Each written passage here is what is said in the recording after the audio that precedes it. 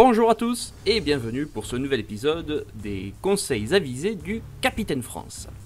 Aujourd'hui, on va rester dans une continuité par rapport à l'épisode précédent car nous allons discuter et analyser, on va dire, les petits défauts qu'il peut y avoir sur les coups de pied de flanc doublés. Alors le coup de pied de flanc doublé, qu'est-ce que c'est?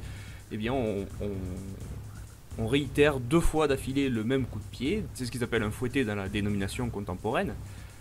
Mais faire un double fouetté ou un double coup de pied de flanc, ce n'est pas non plus si facile. Cela demande une certaine tonicité musculaire et ne pas le faire comme il faut, ça entraîne à dégrader la technique et dégrader l'utilité de cette technique.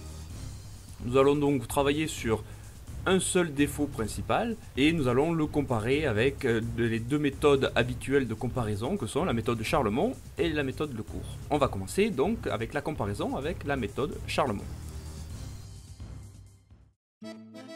Ce qu'on peut voir sur la partie gauche de l'écran, donc c'est ce que je vais appeler la mauvaise méthode.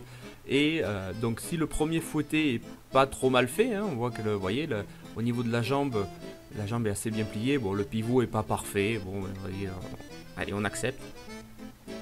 Et donc la frappe se fait à peu près comme il faut. Par contre on s'aperçoit que le doublé, la jambe fait une sorte de petit mouvement très rapide, mais il ne faut pas espérer avoir le même impact sur le deuxième coup que sur le premier.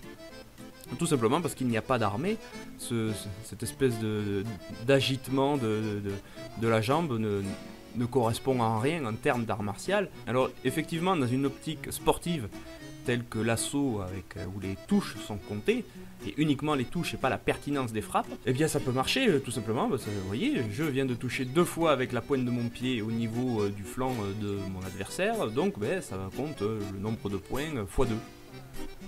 Sauf que si ça c'est une vision purement sportive, eh bien quand on est dans une approche martiale, là par contre ça compte pas du tout, ça sert à rien techniquement, hormis se faire attraper la jambe beaucoup plus facilement.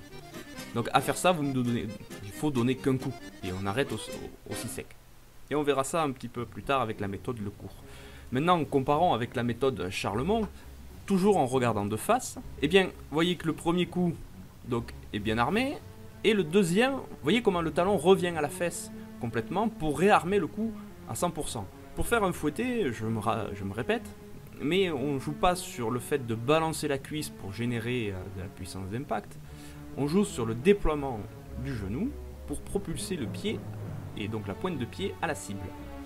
Autrement dit, lorsque l'on double un coup de pied de flanc et qu'on a déjà la cuisse qui est gainée dans la direction avec le genou qui est, qui est dirigé vers la cible, on ne peut pas ramener la jambe vers l'arrière pour la relancer, pour récupérer de l'énergie cinétique, ce n'est pas possible. Cette énergie cinétique, il faut la créer à partir de rien, et ce rien, c'est le fait de ramener le talon à la fesse, afin d'étirer un muscle, d'en comprimer un autre, et on relâche ces énergies musculaires qui permettent de créer de la vitesse, et donc de l'impact avec la pointe de la chaussure, un impact qui est très précis, très ciblé sur quelques centimètres carrés maximum, et qui donc va générer la douleur, et du coup l'utilité de l'attaque. Il faut absolument que le talon revienne à la fesse et que le genou soit bien plié, comme si on faisait un talon-fesse d'échauffement classique.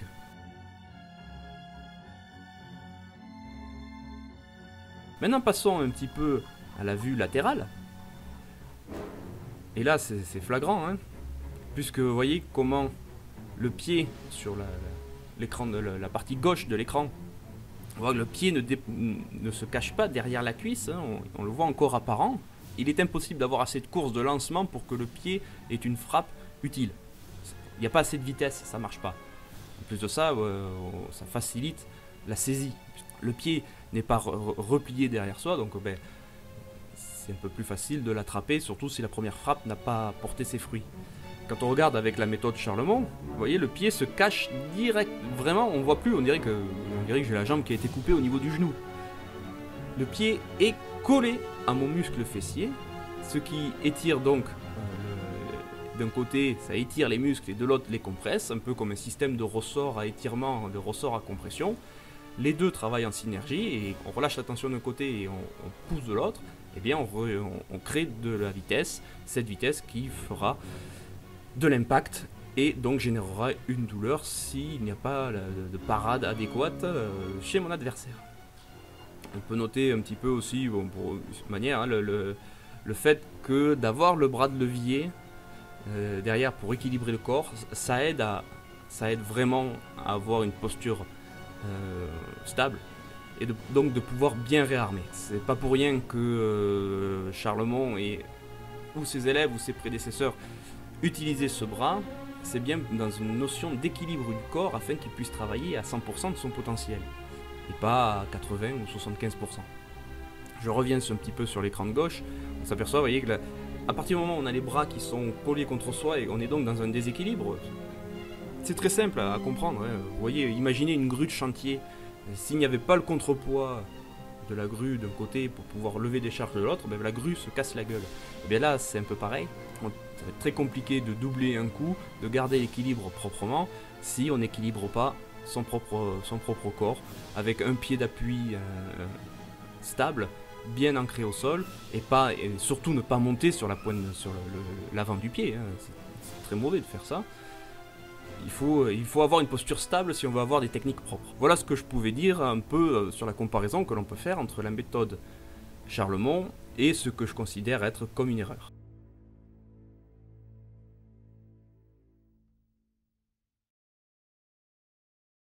Passons maintenant à la comparaison avec la méthode Lecourt.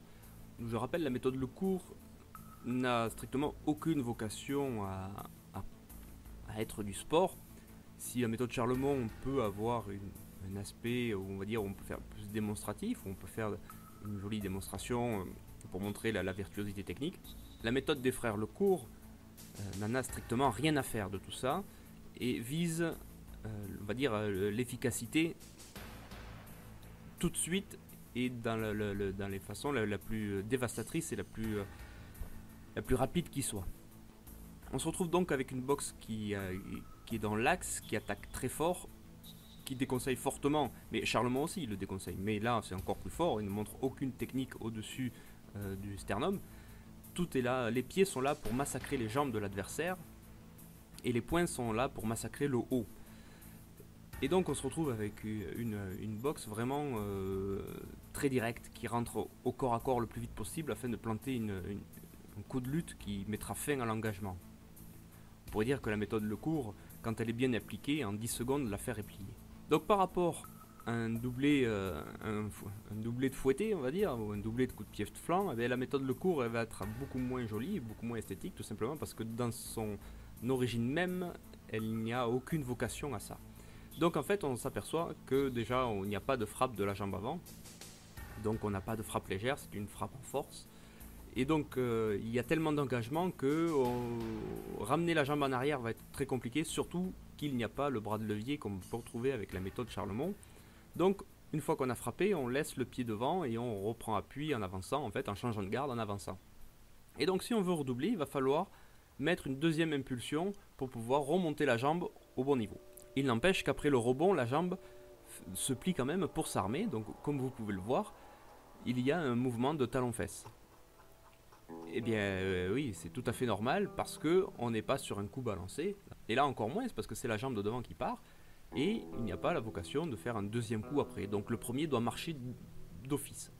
Et si on double, il doit marcher d'office aussi après, puisqu'on ne va pas garder la jambe en l'air éternellement. Sur la vue de profil, on voit peut-être un peu mieux ce que j'essaye de dire. Avec la jambe se plie sur une forme de talon-fesse, et là aussi il n'y a pas de recherche d'esthétique, on ne cherche pas à avoir une trajectoire horizontale pour la frappe, c'est une trajectoire beaucoup plus bâtarde, diagonale, parce que même quand on regarde le coup du début, hein, la jambe passe devant comme si on allait faire un coup de pied direct, et au dernier moment il y a un pivot qui amène le pied au flanc. Et bien là c'est pareil, on refait à peu près la même trajectoire, quand la jambe est posée, qu'on redonne une impulsion, elle monte droite, et on replace le pivot comme il faut pour pouvoir ramener le pied là au bon endroit, c'est-à-dire sur les flancs.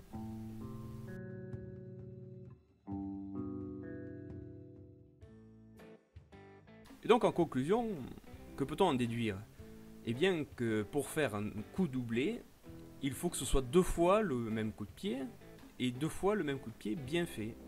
Il ne faut pas qu'il y ait de perte de dynamisme, de perte de vitesse ou de perte d'impact entre les deux coups de pied. C'est-à-dire que si vous n'en êtes pas capable, c'est qu'il va falloir ou éviter d'en faire, ou bien travailler pour pouvoir réarmer comme il faut.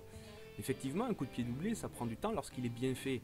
Mais faire 2 fois une technique mal faite, autant la faire qu'une fois à peu près bien, hein, vous y gagnerez. On peut aussi parler du fait de faire un fouetté à niveau médian, au niveau tête. Alors, je parle pas du fouetté en ligne basse, hein, c'est une hérésie en termes d'art martial français. Ça n'existe que très récemment et ça n'a aucune visée martiale de soi, c'est juste fait pour le sport, donc je n'en parlerai pas ici. J'ai hormis une vidéo où j'avais expliqué mon point de vue, mais en tout cas au niveau technique je ne vous en parlerai jamais, hormis pour en dire du mal.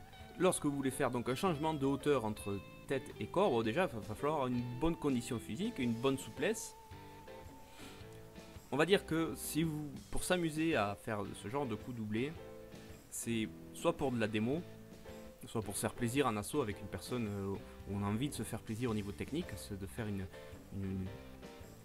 petit challenge, savoir celui qui arrivera à placer la plus belle et la plus jolie technique. Mais après, il faut remettre des pieds sur terre. Lorsque l'on revient dans un contexte martial et notamment d'autodéfense, on ne peut pas s'amuser à ça. Il vaut mieux l'oublier. Il faut frapper une fois et la bonne. Et si c'est loupé, on va retaper. Peut-être pas de la même façon, mais si on retape de la même façon, il faut que ce soit la bonne aussi. On n'est pas là, c'est pas du spectacle. Donc, maintenant, vous savez faire la différence entre un mauvais fouetté doublé et un bon coup de pied de fente doublé. Il ne reste plus qu'à vous entraîner, à vous amuser, et à la prochaine!